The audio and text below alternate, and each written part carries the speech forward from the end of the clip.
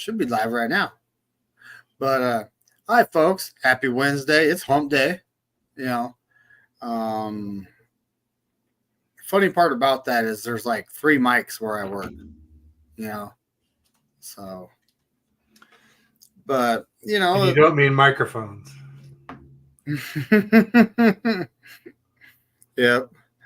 But at this point, Brandon Ayuk requests trade, just like Debo Samuel did. But later though, Debo did it earlier, right?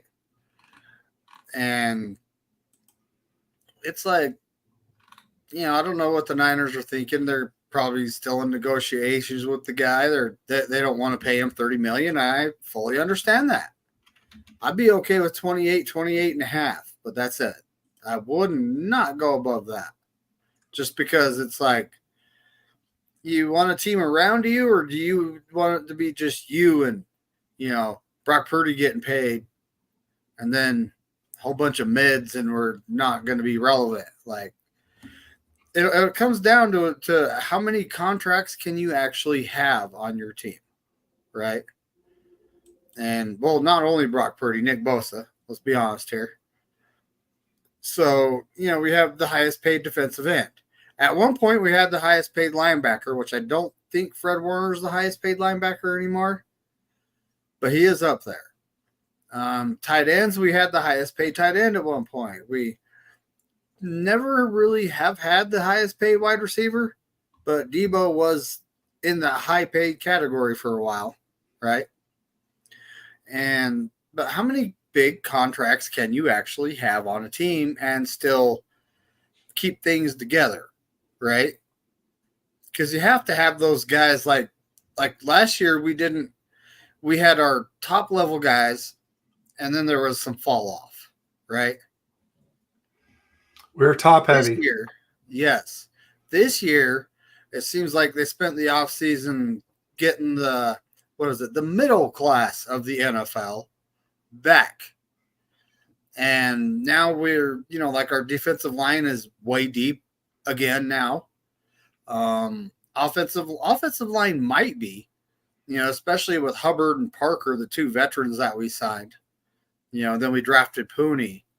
Now we're bringing back the 5 guys from last year, which, I would be okay with Brendel, getting the backup job. But we'll see what happens with his knee, tendonitis, arthritis, whatever it is, right? When does camp start? It already started for rookies yesterday on the 16th. And then it starts for vets a week from yesterday on the 23rd. And then the first open dates are the 25th and 26th. And then it goes on through till August the 7th, 10 out of the days between the 25th and August 7th. Oddly, only 2 weekend days, one Saturday, one Sunday. And the Saturday tickets were very hard to come by. When I did the pre-register, I have a buddy who has season tickets. So he gave me his code. And I tried to get tickets, and Saturday sold out just instantaneously before I could even get tickets, even with the code. And that was the first one I tried for. Luckily, I was able to get some for the other days. But anyway, I think I'm going to go on again tomorrow, Thursday at noon. They will go on sale to the general public. So I'm going to go on with the unwashed masses and see if I can score Saturday, August 3rd. I want to get one for me and obviously one for my buddy who gave me the code. That was the day he really wanted most out of all the days, and it was the one day I didn't get.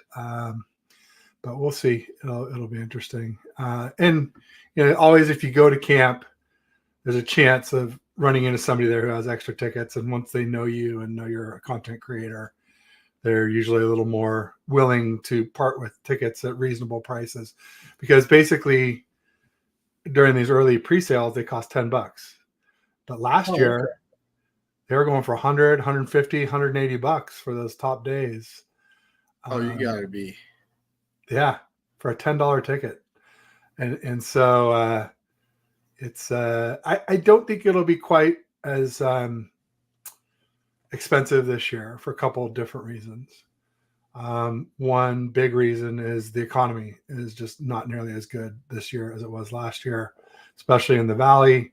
There have been tons of tech layoffs, tons of biotech layoffs, both hitting the Bay Area really hard. And then also there's a lot less work from home going on now as there was a year ago. So like a lot of people working from home from training camp won't be there this year. And then, another reason is, Trey Lance isn't there, right? I mean, I think a lot of us, I'll include myself, obviously, we all know, I thought that it was going to be more of a competition between Trey Lance and Brock Purdy, or at least Trey Lance and Sam Darnold, but none of that really happened. There was never. I'm going to go out and just go ahead and say there's never been a QB competition with Kyle Shanahan as our head coach. There have been appearances of some, but it really seems like he sort of made up his mind before any training camp ever began, and it was sort of a fait accompli. And any competition was sort of a sham, I would say. And that's the thing about training camp, folks. Yes, we're talking about practice, but it's still exciting to get football started and going, right? Absolutely. And it's a great chance to see these young rookies who, everybody wants to know how they're going to be during the season. And the best way to know is how they do in training camp and preseason. And then the number one rookie, rookie Ricky Pearsall. That's what I was about to say. NFI, non-football injury. I'm dying to know what it is. At least Matt Barrows said it wasn't serious. But I'm dying to know what it is. Like, yeah. And how? Did he stub his toe on a shopping cart? I mean, what's the deal here? Motocross dirt bikes like Madison Bumgarner a few years back. I remember that. Basketball. A lot of these guys hurt themselves playing basketball in the off season. Yeah, I'm dying to slip in the shower, like you said. Who knows? Yep. Well, we got folks in the chat. We got Daniel Berry Sports Highlights. He did the right thing. He went to both channels, and I'm sure he hit the like button. What's up, buddy? I need to do that myself. We got Jimmy. What's up, Jimmy? What's up? That's good. Daniel Berry. Hey, and naturally, here's Tommy Huxley. Always with a derogatory comment. So I take it as Five Guys, burgers, and fries. I think he's describing our offensive line. Or is that what you take for Ayuk? Let me know. Oh, I'm more of an In-N-Out guy myself. Five Guys is a lot more expensive, and I don't think the burgers are quite as good. They have a lot more variety.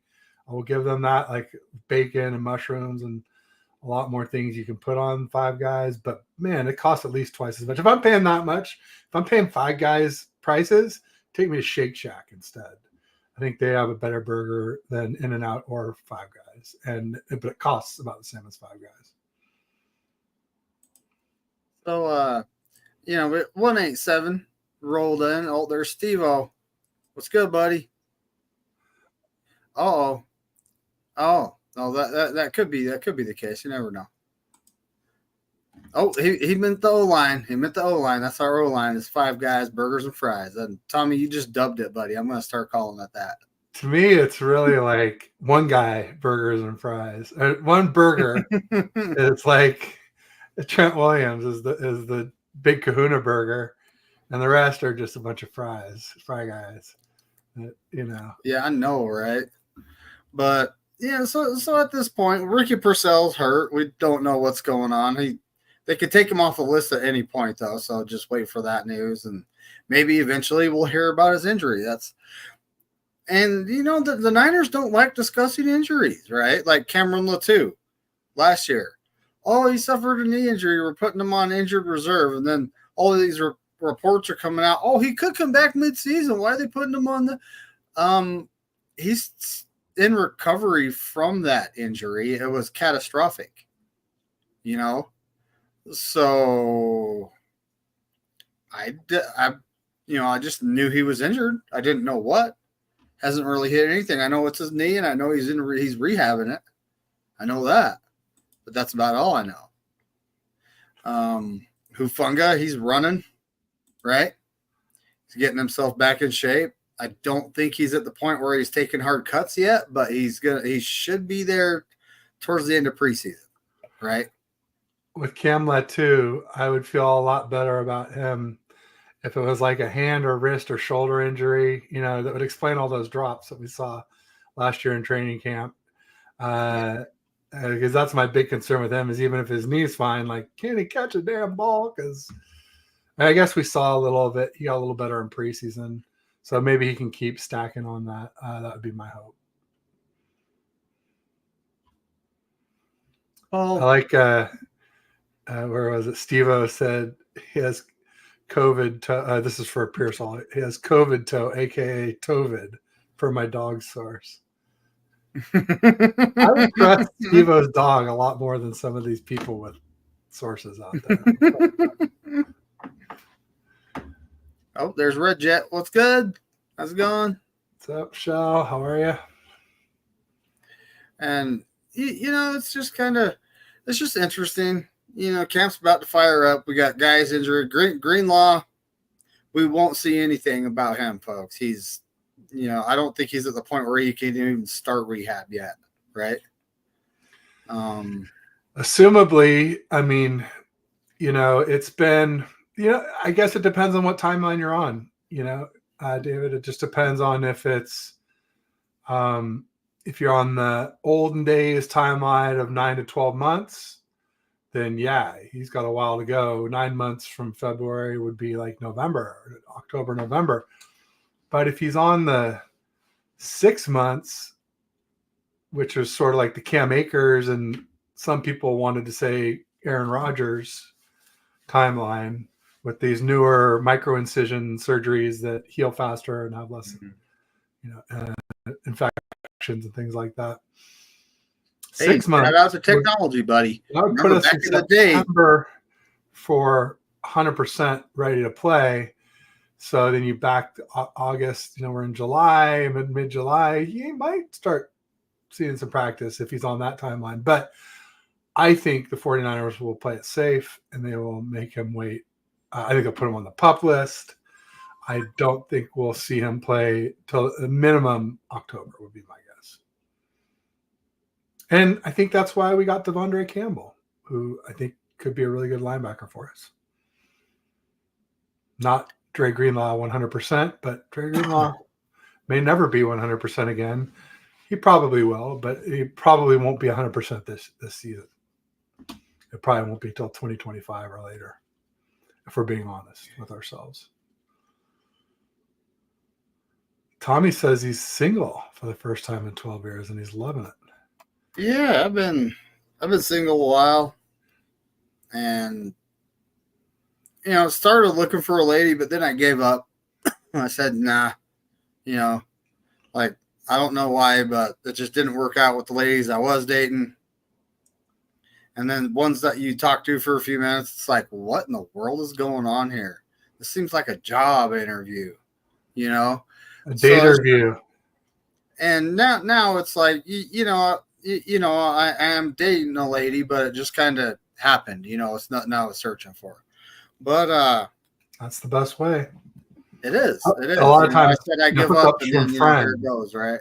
Friends and family, referrals can be the best, rather than just swiping right. Didn't mean to show that. And and honestly, I shouldn't really talk about swiping right because I've been married since before all that stuff came about, so I really don't know much about it. But from what I hear from people, it just sounds like a big mess. The internet dating. I'll tell you right now, I tried online dating, but it is it's kind of a joke. It's like, I did it very local to my area, and I'm talking to a lady, and she's like, "Oh, well, I'm in New York." What? Well, I put like a 50-mile radius, and it says you're in this city in my state. What are you like? It just didn't. I ran into that a lot, and it's like, how am I ever supposed to actually meet you? But yeah, it's just one of those things. Just let it naturally happen, right? Totally. Oh, here we go. Biggest 49er fan is in the house. Jim Everett the Great. What's up, buddy? Hey, what's up, Jim Everett the Great? I thought one of my admins blocked him, so somebody must have unblocked him. That's good. I'm glad.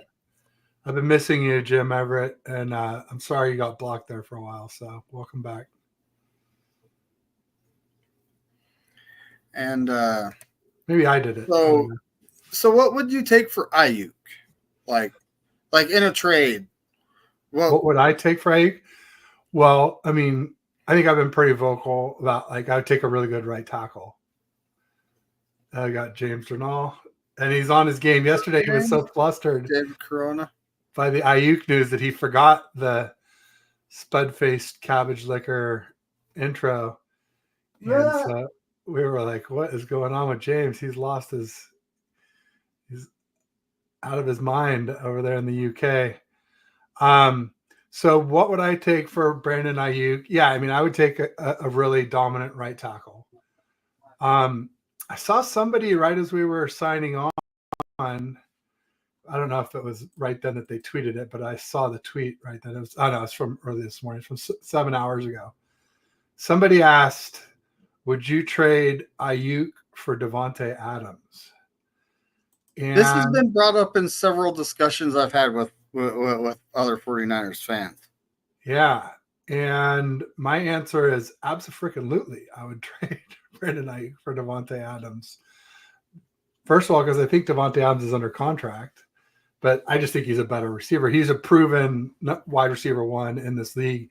He's been talked about as the best wide receiver in the league. Not recently, not obviously last year with Jimmy G throwing balls all over creation that he couldn't catch. And also Aiden O'Connell, the poor bastard. He had no one to throw to him. And he is older. So, I mean, long term, I don't like him more. Long term, I'd much rather have Brandon Ayuk than Devontae Adams. But this is starting to look like, if we're looking at just this season and trying to win a Super Bowl, I don't see that as a step down.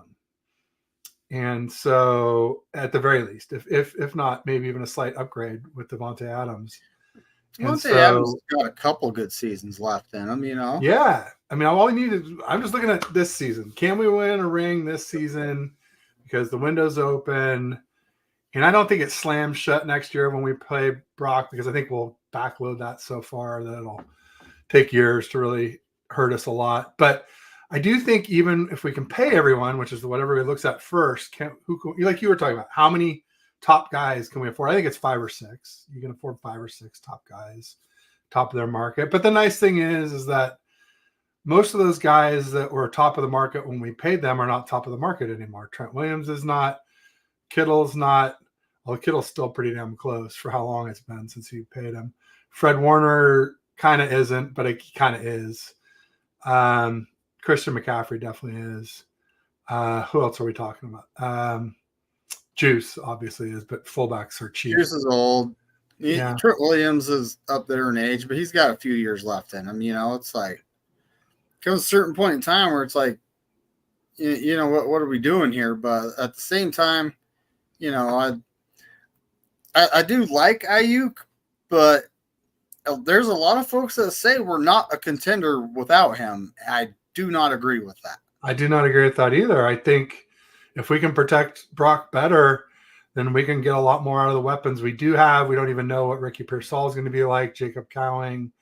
I still like Conley a lot from last year. I feel like we still haven't really scratched the surface on what he can do for us.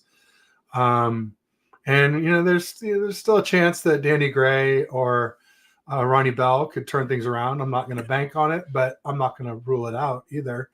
I would more bet that they won't, but I wouldn't be shocked if one of those two cats, managed to find a spot on the team, especially Danny Gray, since he was a 3rd-round draft pick. I think you always get more leeway if you were drafted higher than Ronnie Bell is like a 6th or 7th round draft pick, something like that. And you never know what's going to happen there. I mean, Danny Gray's going into his 3rd season, so that's pretty much it for him. Ronnie Bell, we still have him under team control for 3 more years. Danny Gray for 2, but either one of those guys are on the bubble right now, right? Yeah, I feel like those 2 guys definitely are on the bubble.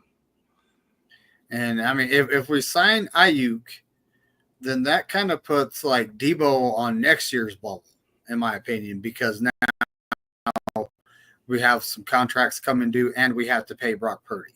Absolutely. I agree. I thought all along Debo would be gone June of next year. I still think we'll sign Ayuk. I think Debo will be gone next June. This whole trade thing, I think it's just another, negotiation tactic. I just don't think Ayuk has much leverage. I think the Niners, we have, he's signed. He's signed for his 5th-year option this year. He has no leverage. Yeah. And what I mean is, if he holds out for the season, he just lost a season of an accrued season. He will be ours next year on that 5th-year option. Same deal. Nothing changes. And then all of a sudden we can tag him 2 years in a row. He could be a free agent until he's 29. We have all the leverage. Yeah, I agree. The only leverage he has is, maybe I can get the fan base on my side. But he isn't doing that. He's pissing off the fan base. That's exactly it. So, but this question is very good. Now, due to our receiving core being like it is, and I mean, we got, I'm not going to include Ayuk. We have Debo. We have Jennings. We got the first-round rookie who's going to be missing a little bit of camp, hopefully not long. Purcell. We have Jacob Cowing, the other rookie, right? We have Ronnie Bell. We have Denny Gray, Trent Taylor, Chris Conley. That's 8. I just listed off 8 guys and this is not including Brandon Ayuk. So due to our current wide receiver core situation, I would trade him for offensive line help.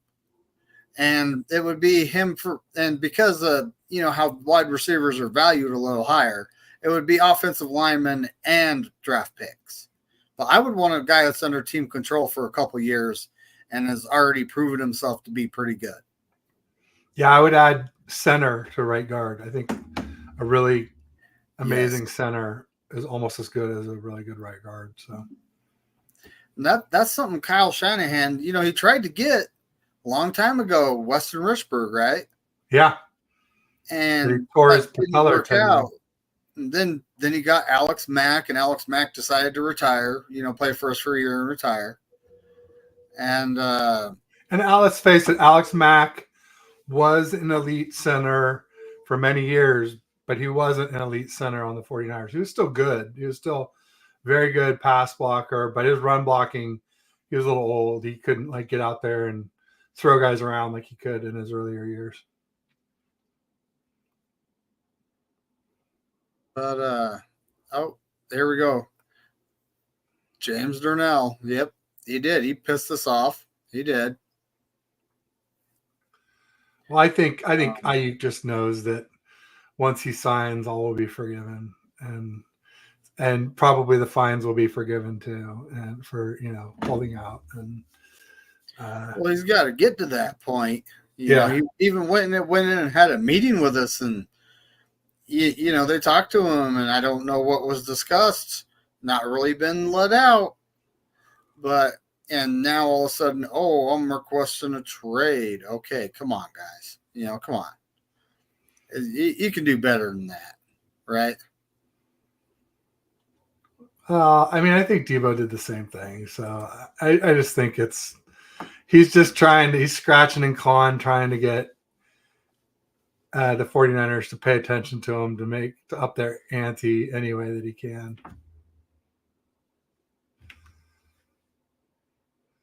What's up, everybody? What's up, Chad? What's up, Anshul? And this is another excellent question. I love. He's a Steelers fan, so he wants us to say the Steelers, by the way. Dan. And when it comes to the Steelers, it's like, here they are rebuilding their offensive line, right? They did a lot of good work in the draft. Good looking work. Hard to say. They got one of the top centers in the draft. They got Fontenot from Washington, which he was their left tackle, but he wasn't the blindside tackle, right? Right, because that was Rosenberg. Because they had the left-handed quarterback. So Rosengarten was the blind side, and the Ravens ended up picking him up. But I would honestly say if we're taking the rookie offensive lineman, I'm going to be expecting some good draft capital with it because he's not proven. There you go. Right. Aaron's in the house for our first takes. Hey, Aaron, good to see you. Ooh, people be commenting. Chat's heating up. It's popping. It's good, Aaron. What's going on, buddy? Aaron and I are going to go live Friday at 4 p.m. Pacific, 7 Eastern. Sweet. Yep. Little first and Ted. Oh. And that's we were actually talking about that a little earlier. And I honestly, I would be okay with doing that trade. But at the same time, the Raiders, and Steve-O pointed out way earlier what they would have to take. Yes, they did try to trade for Jefferson too, Steve-O. Yes. There it is. That's when I knew they weren't messing around, because you don't keep Justin Jefferson and Brandon Ayuk. That meant they were. So the Raiders would have to take a $40 million dead cap hit and then pay Ayuk. And yes, it sounds like a Raiders thing. He's so right there, it's not funny. But the Raiders shut it down, right? Would that? Yeah, I mean, it sounds like an old Raiders thing, but I don't know about the new guy, Pierce, right? Isn't that the new coach? Antonio Pierce, former linebacker for the New York Giants. I don't know if it's a new Raiders thing. We got to find out what his regime is like. I mean, granted, it's the GM, not the coach, but a lot of times the coach have a lot of say in that type of thing. And he definitely seems to be very popular with the players. Yes, yeah, I mean, all right. I'd take Devontae Adams. I would take AJ Brown. I would take Chase, Jamar Chase. I would take, a lot of the proven wide receiver ones in the league. A lot of them. I would take Amon-Ra St. Brown. I don't think he's better than Ayuk, but at least he's proved he could be a wide receiver one and have just a crazy number of targets and receptions. Do we really have a wide receiver one? We don't. No, that's what I said. I mean, I say that when I say that Brandon Ayuk's never been a wide receiver one, he's kind of never been given the chance to be one either. So that's fair. It's just I'm not going to pay for wide receiver one until you prove it. And like I said, ideally, not just like last year, but 2 years of proof. Then like, okay, yeah, I'll pay with the top guys that have proved it themselves. I'd take CeeDee Lamb over Ayuk. I would take a lot of the number one guys. Tyreek Hill, I would take him over Ayuk. I'm sure there's more. But people wanted to hear yours, David. Somebody said, who would you take? And I don't think you really answered it. So, I mean, you said O-line. What about? Well, yes, and I'm talking center, right guard, maybe even a right tackle, and kick McKivitz inside, because I honestly believe he would be better at right guard than tackle. What about a really elite defensive tackle like Chris Jones from the Chiefs? Would you take him for Ayuk? Mm-hmm. Or like what's Jeffrey Simmons? What's the Simmons guy's name from the Titans? He's a really good D tackle too, right? He is. Jeffrey Simmons. Well, I would have to take a guy like Chris Jones. He's a game wrecker. Yeah. You put him in there with Hargrave, Bosa, and Leonard Floyd, the quarterback's going to have, 2.15 seconds? Or what about the guy who was drafted one after Bosa, who went to the Jets, the D tackle, who's really good for them? They have two guys that actually have the same last name. And I know who you're talking about. Yeah, and I'm blanking on his name. But I would take him over Ayuk. I would take a really great edge player. But it would be like a Bosa-like player, like a top 5, top 7 defensive end edge. And speaking of top 5, did you know that they actually listed Micah Parsons over Nick Bosa? I'd take Micah Parsons over Brandon Ayuk. I'm not super shocked. I think it could be due to versatility because Micah Parsons plays off the line.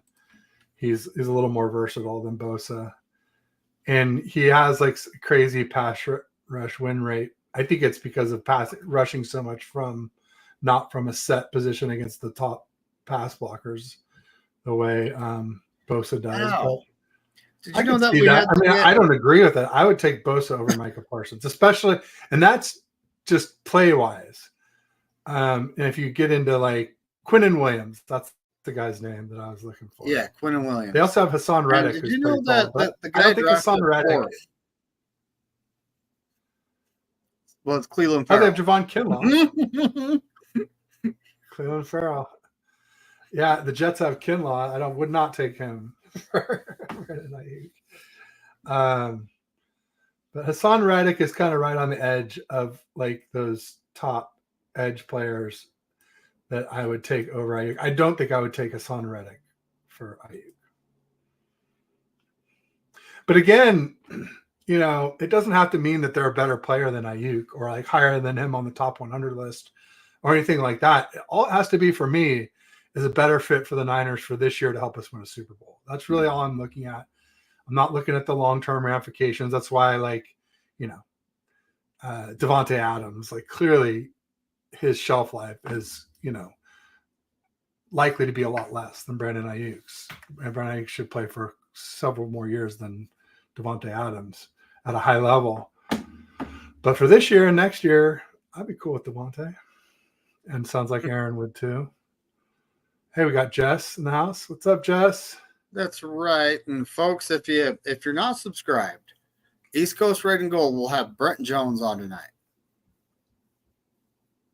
Big 5 p.m. Pacific Standard Time. I think, what is that? Is that 8 p.m. Eastern Standard Time? 8 Eastern, 5 Pacific. Yeah. Yep. 6 year time. Yes, Brent Jones. Like, huge. And he's hilarious too. I mean, Brent Jones is like, not only is he smart, you know, he went to Santa Clara U like me, so he's a smart guy, but he's really funny too. And he, you know, hell of a tight end, one of the best ever, one of the best Niner tight ends ever, up there with, you know, obviously Kittle and the great VD. What's life without a little VD, you know? And here we go. This is text, James Durnell. We need room for Brock's new contract, and we don't need a guy like D Ford. And you know, we just got done paying him in 2023. That's done now. Finally, off the books. Well, only to be replaced. Now we're paying Trey Lance to be gone. So $5 million, is it? I think at least 5. Yeah. I was actually looking at some cap things, and last year we were still paying guys like Trey Sermon, and I was like, what? Like, yeah, he was a 3rd round draft pick, but he wasn't. We weren't paying him much more than probably $1.5 million, right? Oh no, it was like hundreds of thousands, like $500,000 or something like that. Because he got a signing bonus, and yeah, all right. But I honestly believe that if a team cuts a draft pick, it shouldn't have a dead cap money years after a guy's gone. You shouldn't. You know, if you sign a guy to a huge contract and you end up cutting him, yeah, you should take a cap hit. You should actually get a little bit of punishment. But when you're paying all this dead money, again, it hurts the players because now there's not money. Now the money you could be allocating to players is being allocated to dead cap, right? Yeah, I just think it's sort of the price of doing business, and you're going to have a little dead cap every year, no matter what you do. I mean, I'm not saying go get another D Ford. I'm with James Durnall there. I don't want D Ford, but yeah, I mean, every player you pick up, there's a chance that they could either have a legit injury or they could just be like, no, it's my time to pretend like I have an injury. And, and some of those things that are hard to tell, are things like backs and necks. And on that note, David Corona was saying that he has surgery August 1st. And I do believe that Yes, is for back surgery. So that's very serious. it is. It Wish him is. the So he best. I might be missing him on the show that I got going on later tonight for a Well, while. I hope works out well. Back surgeries are brutal for sure. The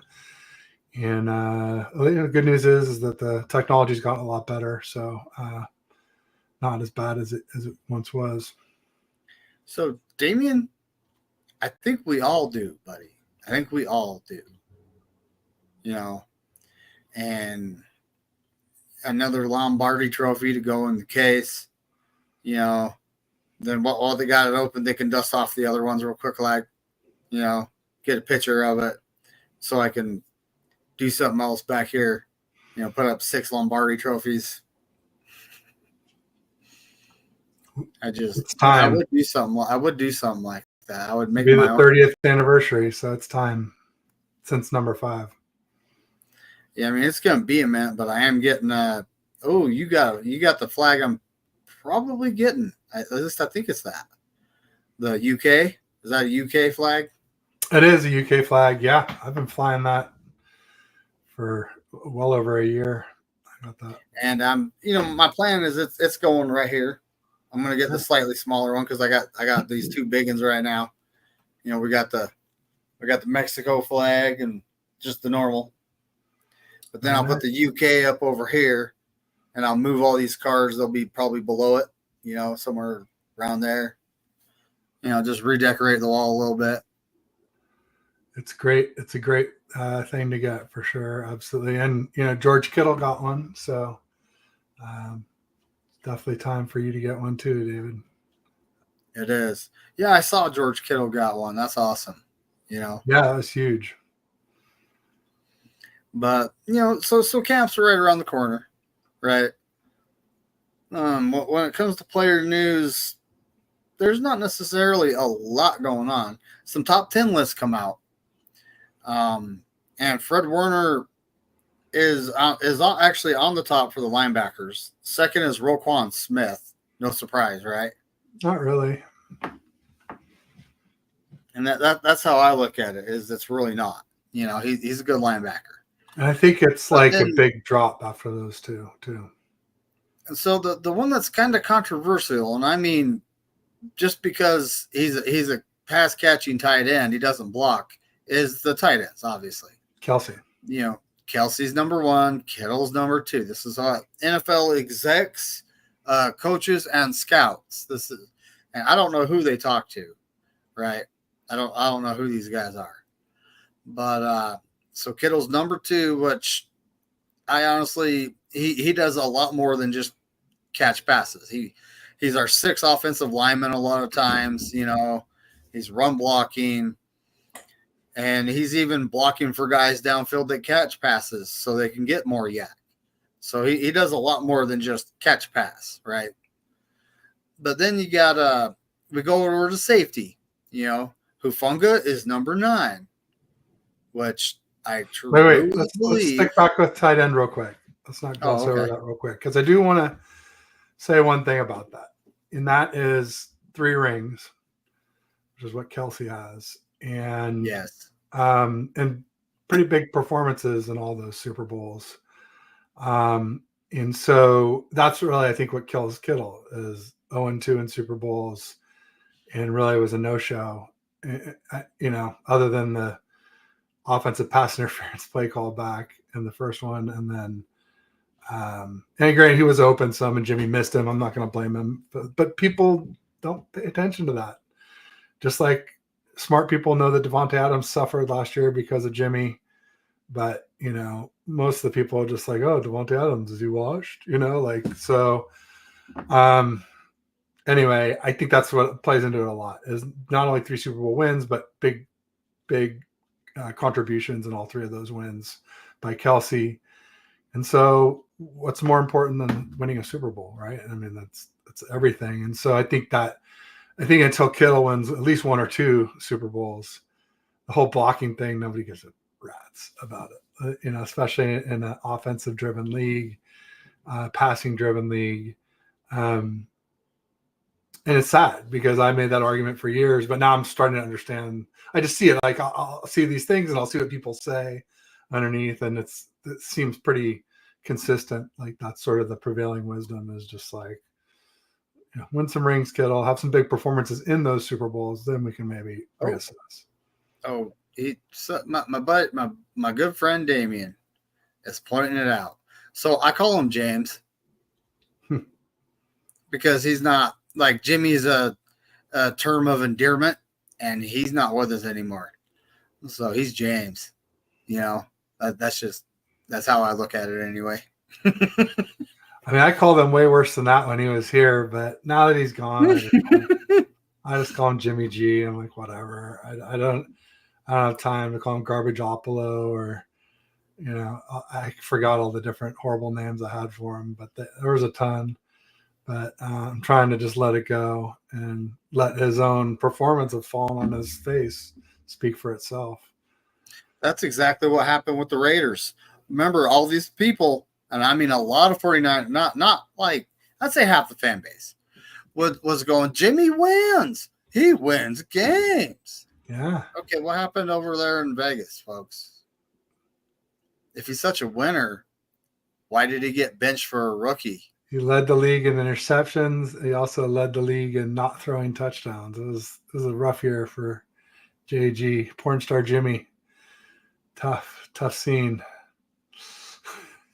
Nothing makes me happier, I'll be honest. Yeah.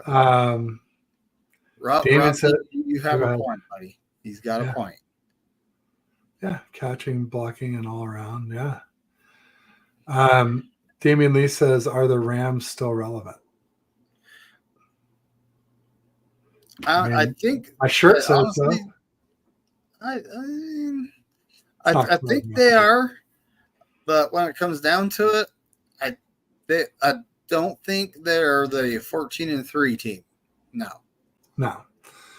I mean, I think here with the Rams, I think they did a really good job revamping their line. I honestly wish Kyle would learn from Sean McVay and Les Snead about prioritizing offensive line a little bit more than we do. They have really great weapons. They have Cooper Kupp. They have Puka Nacua. They have Kyron Williams, who, when he was healthy in 2023, which is actually quite a bit of the season, he was as productive on a per-play basis as CMC was. And now they picked up Blake Corum from Michigan, who was big play Blake whenever they needed a big play in those playoffs leading up to them winning the national championship. He was not every time, but I would say more than not, it was Blake Corum who came up with the big plays when they really needed them. And then obviously they got some good tight ends with Higbee, and I forget who else. They signed someone who's not like a superstar, but solid tight ends who can block and catch. And obviously Stafford is a very good QB. So, and then they made some nice looking draft picks on defense, but they have obviously this monster hole to fill with Aaron Donald. So if was still the player we kind of thought he was all along, it'll be really tough for them to compensate for that on their defense. And on top of that, Aaron Donald made all those defensive linemen around him a lot better because of how offensive lines had to account for him. Yeah. Now the Rams we would don't triple have team that. them on the regular. Yeah, and the Rams don't have that anymore. No. So now they're going to be able to play that defensive line straight up. Did you get that young edge player who supposedly is pretty good? But yeah, it's might take him a little while to break into the league. Jim Everett, I don't have him the Rams winning the division, but I have the Rams in second place. I think it'll be Niners, Rams, sweep talks, and then Cards will still be in the basement. They had a lot of draft picks, but they didn't do that great on. And I actually agree with that because the Cards did have a lot of draft picks. The last 2 seasons they've actually done that. They have a lot of young players on their team.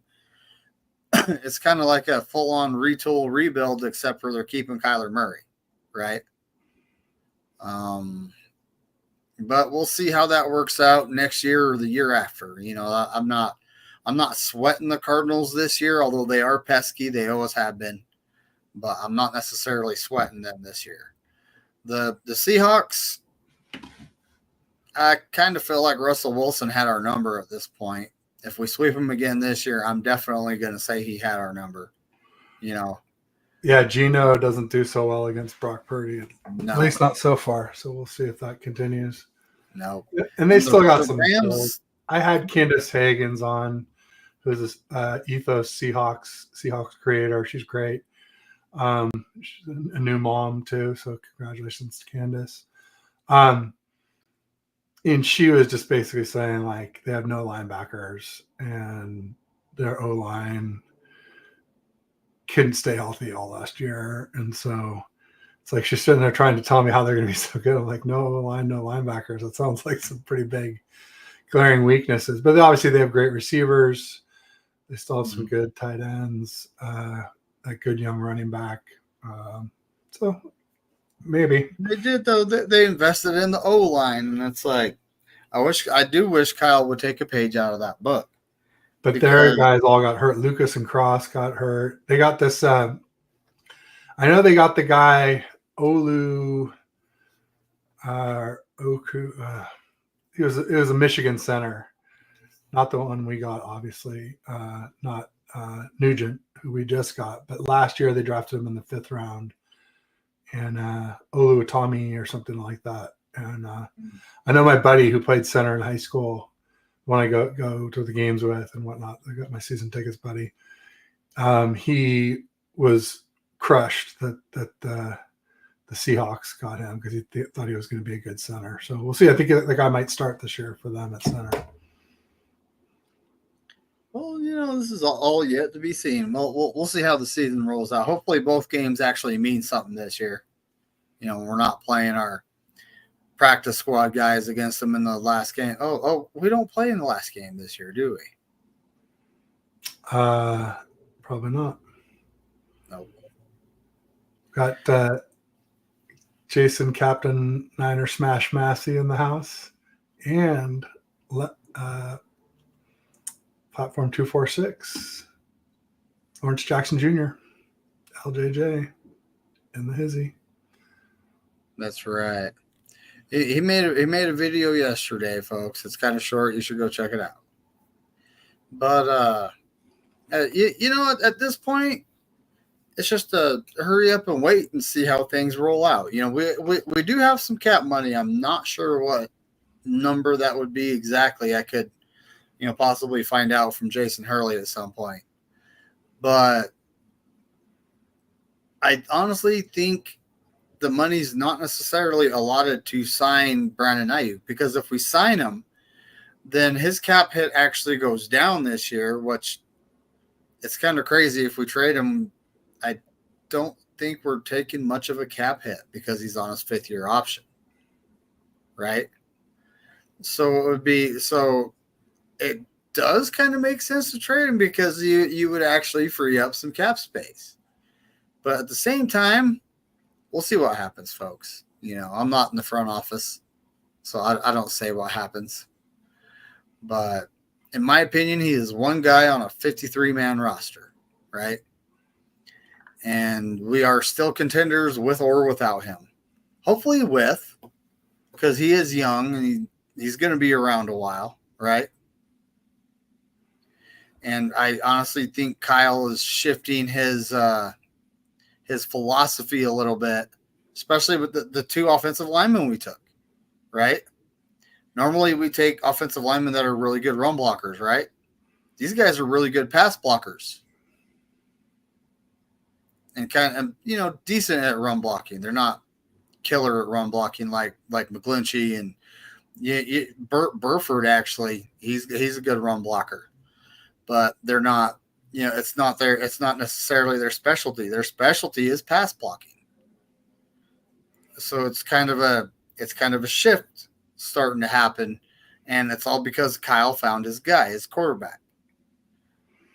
No, it's good to see. I mean, it's always irked me that Kyle, prioritized run over pass block. And I think this last Super Bowl might have finally made it clear when there's guys open and our quarterback can't get on the ball because there's guys in his face because they're coming untouched, literally untouched. It's time to work on the O-line at that point. Kenny looks a little frustrated. He says he's dropping some knowledge bombs in here, getting no feedback. He says he's fading. Where's he at? He was up above. He said, "Do you guys know Andre Johnson and Julio Jones were great players?" Well, two of them had their best years with guess who? Well, Andre Johnson had it with Matt Schaub, right? And Julio had it with Matt Ryan. So two Matts. I think he's talking about Kyle Shanahan possibly being the. Oh, okay, that too. Yep. And that's also Rob D spitting facts. That's more than likely true. He did get a suspension for a performance enhanced. Actually, they won't see him the first 2 games of the year because of that performance enhancing drug suspension, right? I didn't even know about that, to be honest. So. Oh, you didn't? No. So the Raiders actually got out of a cap hit, a dead cap money, by cutting him because he failed performance. Back before he joined. I thought you meant for next season. Okay, I do remember that. I mean, I remember something. I just didn't realize this performance enhancing drugs. Yep. Yeah, so, and him being in Vegas, it could have been, something testosterone related. Anything's possible. Yep. All right, folks. So we're almost at an hour. We're not quite there, but we were going through the top 10 list, right? Steve-O was saying that Bryant likes PC. Bryant Culp likes kickers, Bobos, and dogs. LOL. When I talked to Candace Higgins, she was actually pretty high on Jake Bobo. She actually said that he did pretty well when he got to play, and she wouldn't be surprised to see him getting a bigger role this season. So maybe Bryant nailed that one, folks. I got to give him a prop. He could have. He really could have. This is all yet to be seen. He did actually call the. I would say in the third dogs, round. not just dogs. like our you did know that he actually picked Jake Moody in the third round in mock drafts when we were doing them. And he said many times, we're taking Jake Moody in the third round. He said that. Well, I remember when he had Jake Moody in all 4 corners of his overlay. He might still. I don't know. I just remember. He probably has it saved somewhere. It was 2 from Michigan and 2 from training camp. Yep. And he was pretty good in training camp. I'll give you that. Moody was banging. Jake Moody's numbers over the season were matched Robbie Gould's numbers. Match. There you go. And typically rookie kickers in the NFL struggle. And the numbers you can't match of Robbie Gould is never missed a field goal or PAT in the playoffs. That's true. That's true. Insane. So, but and honestly, with the rookie season he had, I expect Jake Moody to get better. Right? That's what players do in the NFL. You come in your rookie season, which is a hard thing to do for the 49ers. And you're supposed to ascend beyond that, right? But speaking of ascending, the QB list. Brock Purdy did not make the top 10. He was an honorable mention. But, Matthew Stafford did. And, he has a ring. He's a good quarterback. Okay. Dak Prescott and Jared Goff made the top 10 list. Ooh, Jared Goff. That's tough. No, the whole – I'm kind of looking at this like Brock Purdy's going into his third season, And he already has more playoff wins than Dak Prescott does in his career. That's just facts, right? And, Jared Goff, he did go to a Super Bowl back in 2018, although they only produced 3 points in it. So I don't know if I can't say Jared Goff is better than Brock Purdy, because he has a great offensive line in front of him. He has a lot of time to think and throw the ball, right? Brock Purdy, he's got like 2.5 seconds to get that ball out. But he can also make plays with his feet, which is something Jared Goff can't do. So he brings a dimension that Jared Goff just doesn't have, right? So that would be my argument for, Brock Purdy being better than Jared Goff. The rest of that list, but the 3 NFC quarterbacks I named, that's the only guys out of the NFC on it.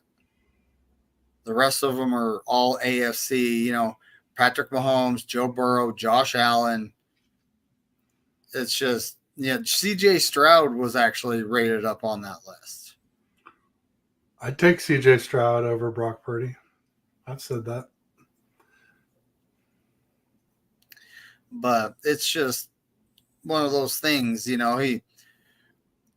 one of the best quarterbacks in the league last year, and he doesn't earn a spot in the top 10.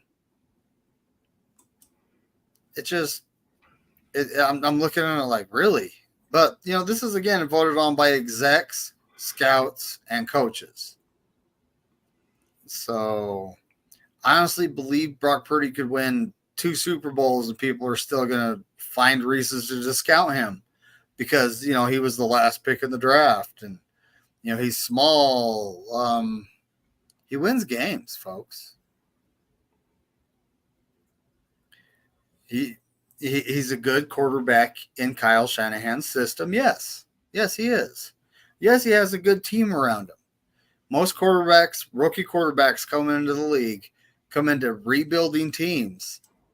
And do they really get a shot like Brock Purdy had? No. They get like 2 seasons to perform. And if they don't perform, typically they're labeled a bust. They get cut, they get traded, right? A few teams have gone 3 years with a guy, like Justin Fields is a prime example, with the Bears, right? Mm-hmm. And they traded him to Pittsburgh. Pittsburgh actually, they got Russell Wilson and Justin Fields. So that's something I'm going to be keeping an eye on during camp.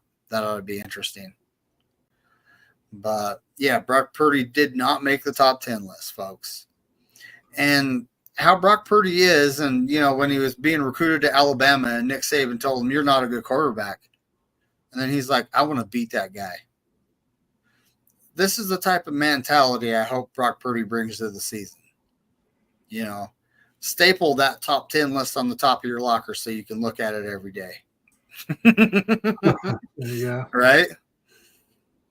Put the chip on your shoulder. That's exactly it. And let's see, who else? Oh, yeah, I mentioned the defensive ends. So they have Myles Garrett at number 1, TJ Watt at number 2, Micah Parsons at number 3, and Nick Bosa at number 4. And the top 2 guys, they're really good. Nick Bosa, if he wouldn't have had his down year, if he would have had 15, 16 sacks last year, he would more than likely be number 2, if not number 1 on this list. Right? But he had a down year. But I don't know. I think they might have put Micah Parsons over him because he can do more things than just play edge, which kind of makes sense. But at the same time, player-wise, I would take Nick Bosa over Micah Parsons. What like Nick Bosa play or Micah Parsons plays against us with our mid-offensive line, and he can't produce, right?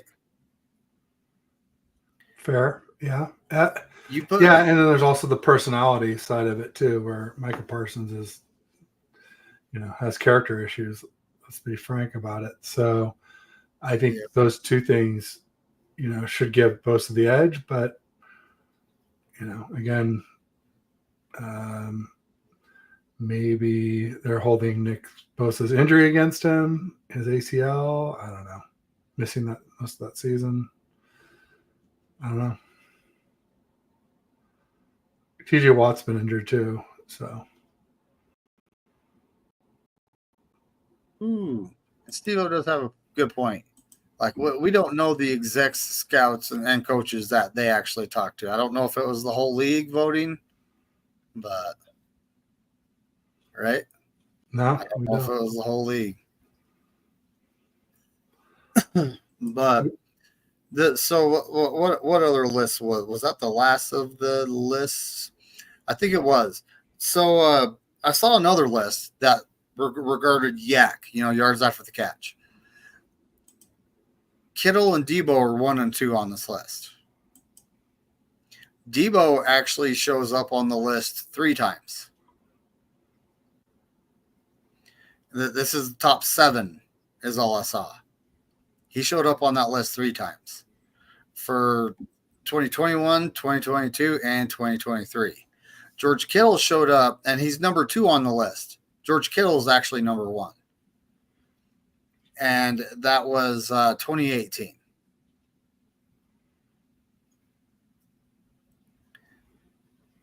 I saw it on X, honestly. Interesting. But I was looking at that like, wow. And this is like top seasons, it was, I was surprised to see, Kittle number 1, but with that 2018 year he had, it was good, even though he didn't really, look at the QBs that were throwing to him, right? You started out with James, then you had CJ Beathard, then you had Nick Mullins, then CJ Beathard, right? Brutal. And he still had a great season. So that's actually, if I ever get a jersey, I am getting a Kittle jersey, of all the current players. Past players, I think I'm going to start with Ronnie Lott because that's my favorite. There you go. Yeah, I've got Steve Young, Jerry Rice, Kittle, Purdy. I think that's it for right now. Sweet. Yeah. Well, you got anything else to add before we get on out of here? Nothing too exciting. Nothing? I mean, just like I said, got Aaron Friday at 4 p.m. Pacific, 7 p.m. Eastern. Probably put out some more bike stuff. I did a ride today in El Granada near Half Moon Bay. There's a place called Quarry Park. Had some technical difficulties. Some of it was self-inflicted.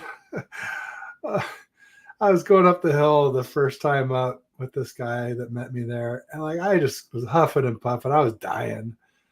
And we get to the top and I'm like, oh shit, I had it in eco mode, which is like 1/3 power. So I couldn't figure out why I couldn't make it up the hills that I'd made it up before on the same bike. I knew I'd gained a little bit of weight. I gained a little bit of weight while we were out of town, eating hotel food and stuff. I knew I was a little less in shape, but not like a quantum difference, not like stopping in the middle of hills instead of getting to the top and resting at the top of hills. And anyway, also broke a spoke and had a chain guide incident and a bunch of stuff. Technical issues went wrong, but made it safe and should have some good video of it. And got some fun stuff to work on for the bike to wrench on. Oh, I had a brake overheat. My rear brake overheated and faded. I was like, oh, my brake pads must be getting low because it's pulling halfway to the handlebar before it engages. And then all of a sudden, I'm getting to the handlebar. Oh, it won't work. I'm trying to stop on some of these trails with only a front brake is really difficult because usually you're skidding your rear brake and then barely, using your front as you can to avoid flipping. And but I did manage to stop and walk most of the way down one of the runs or the trails. And anyway, good stuff.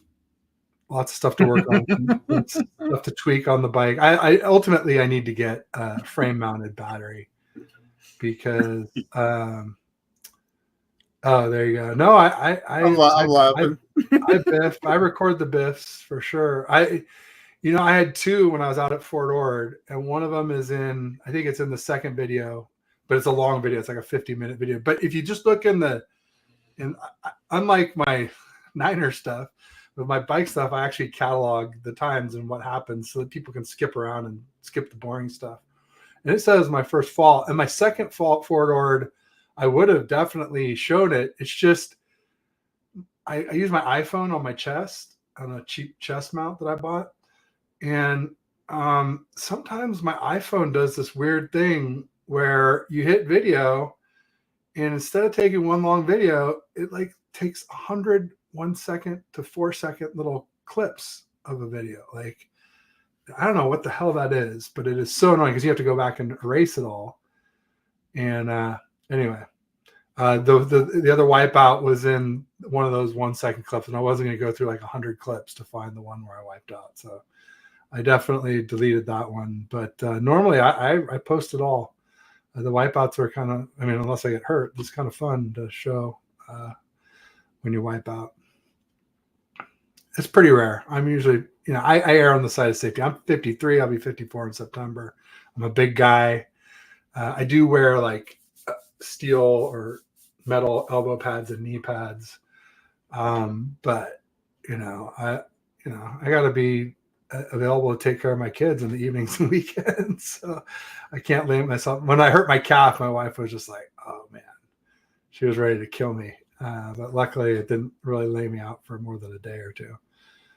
And it's almost 100%, but it's been like over a month since I did that. And it's still not 100%. Those calf strains or tears or pops, whatever it was. I heard it pop and I was just like, oh man, never heard that before. So I've been about 3 weeks since I broke my finger, and it's getting there, folks. It's getting there. Yeah, you can move it. That's the main thing. As long as it works, you don't have to go get surgery to get it functional again. That's the key. Yep.